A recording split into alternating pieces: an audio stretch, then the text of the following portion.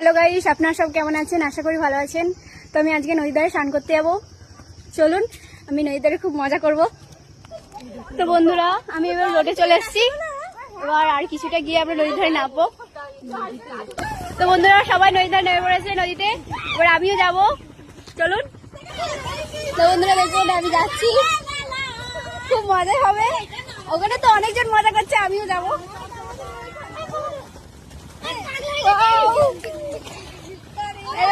দেখুন নদীতে লাগছে, আর ওদিকে নৌকা যাচ্ছে। আমি